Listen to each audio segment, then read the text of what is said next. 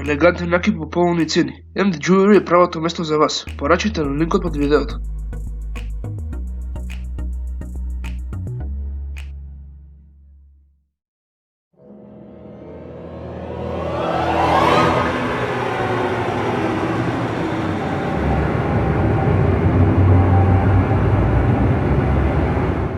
Среќен Халоуин на сите што го слават. Денес ќе продолжуваме страшната халоуинска приказна што започнавме минатиот ден, па можеме да влеземе во содржината. Тешко се поверува дека помина една година од инцидентот. Легнав таму на мојот кревет обидувајќи се да ги ослободам спомените од таа несреќна ноќ. Но без разлика колку напорно се трудев, не можев да ги потиснам настаните од таа ноќ. Денес е потоа на Халоуин, си реков тивко во себе. Станав од креветот и се упатив кон кујната. Денеска не бев на училиште поради празникот. Појадував и не разменив зборови со семејството. Моето семејство само ме гледаше цело време. Денес е сончево надвор совршено време, рече мајка ми. Само ја погледнав и излегов од кујната. Се вратив во мојата соба и седнав таму на мојата маса, зјапајќи во часовникот. Ми не достигаат моите братери и не поминува ден да не сум мислел за нив. Полицијата никогаш не најде ни трага од нив после таа ноќ и очигледно не поверува на ниту еден збор што го кажав. Типични полицајци си рекол во главата. Белешката што ја дојдев после таа вечер ја чува во кутијата во мојот плакар. Отидов до мојот плакар и ја грабнав кутијата и ја ставив на мојата маса. Време е, си реков. И отворив кутијата за да најдам дека белешката повеќе ја нема. Не, ова не може да биде вистина, почнав да паничам. Ја преварав мојата соба од врво до дното, за да ја најдам белешката, но немав среќа. Немајќи идеја како да постапам, излегов од мојата соба и се вратив во кујната. Каде е белешката? Почнав да викам. Каква белешка, одговори мајка ми. Белешката што беше во оваа глупава кутија, викнав со бес. Не знаеме за што зборуваш, не знаеме за никаква белешка, рече сестра ми. Лага, јас возрадив. Смири се, Девид, рече мојот постар брат. Подјаволите, викнав од фрустрација. Излегов од нивната соба и се упатив во гаражата. Го грабнав велосипедот и тргнав кон улицата. Не знам што постигнувам со тоа, но требаше едноставно да заминам. Јас возев по улицата со голема брзина, додека не стигнав до гробиштата. Го стави велосипедот на тревата и тргнав по бројните редови на гробови. Стигнав до гробовите на моите пријатели. Стоев таму во тишина и страв, сеќавајќи се на сите убави моменти со моите паднати пријатели, солзи ми се стркаваа по образот. Навистина е страшно како животот може да ви го одземе работите и луѓето што ви сакате за само неколку секунди. Моите пријатели не се мртви, тие се заробени во тоа чудовиште, си помислив. Поминав цела година живејќи во страв. Направив се што можам за да го задржам тоа подалеку. Ритуали, жртви, магии и се. Се надевам дека ова ќе заврши и ќе можам да продолжам со мојот живот. Сакав да заминам додека не забележав нешто на една од кроните споменици. Тоа беше мојата белешка. Се наведнав ја зедов белешката на која пишуваше. Се уште не сум заборавил на тебе. Се стаписав. Како и ценатата белешка дојде овде, освен ако... Ја фрлив белешката и почнав да трчам кон мојот велосипед. Пред да стигнам на мојот велосипед, пред мене се појави црна висока фигура. Каде се брзаш, само што започнуваме, рече тој. Се избледе во црно, се разбудив врзан за стол во голема бетонска комора со само светло од таванот и метална врата. Металната врата се отвори и човекот со качулка влезе внатре.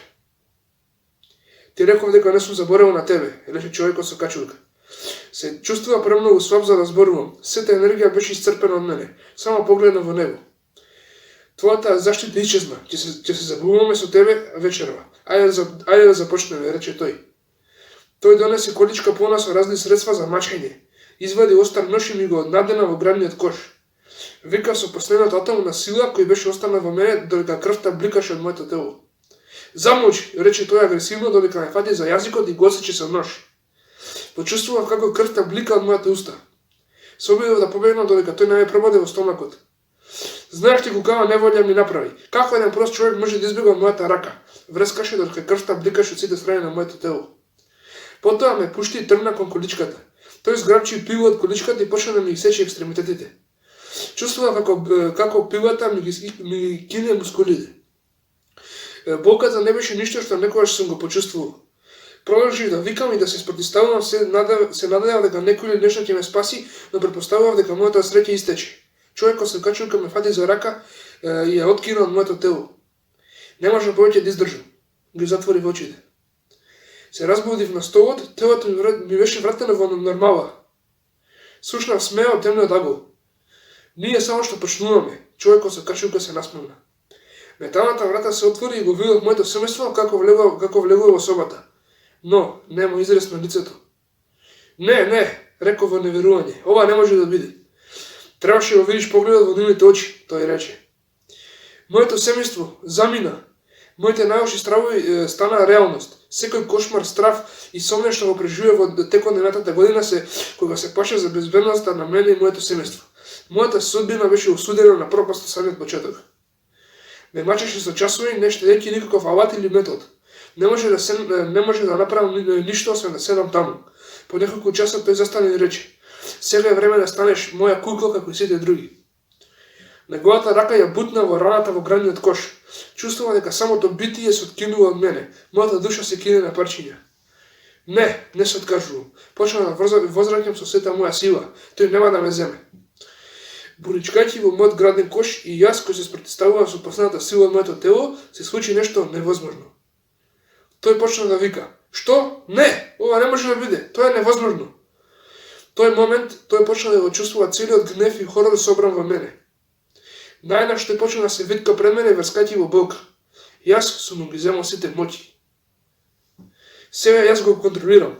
Ја почувствувам моќта на и гледници души како ми течеа низ вените. Сега може да ги ослободам сите души на невините луѓе кои станаа жртви на човекот со качулка, или да станам уште посилен. Сепак, моќта не ме заслепи како што направила со него. Ги ослободив сите души што били заробени во него. Сите беа сретни и весели го за прв пат да вдишуваат убавиот воздух на планетата Земја. Ги зедов другарите и се вратив дома. Никој не ми веруваше, но сепак. Што и да беше силата што беше преземена од него во мене, веќе не ја чувствував. Ова е мојата пригазма. Ова е мојот Халоуин и ова ќе биде мојот живот од сега натаму. Па, дали ви е страв? Ова е сејата оваа страшна халоуинска приказна. Верувајте да не беше напишено од мене, немаше никогаш да предвидам како ќе заврши. Значи сите елементи на хорор ги имаше во нејзе, не дека од мене напишано да не излезе дека се фалам, а стварно ми се допаѓа мојата собствена приказна. Како и да е, утре излегува третиот дел од овој Халоуин специјал. До тогаш пријатно и се гледаме во утрешната епизода.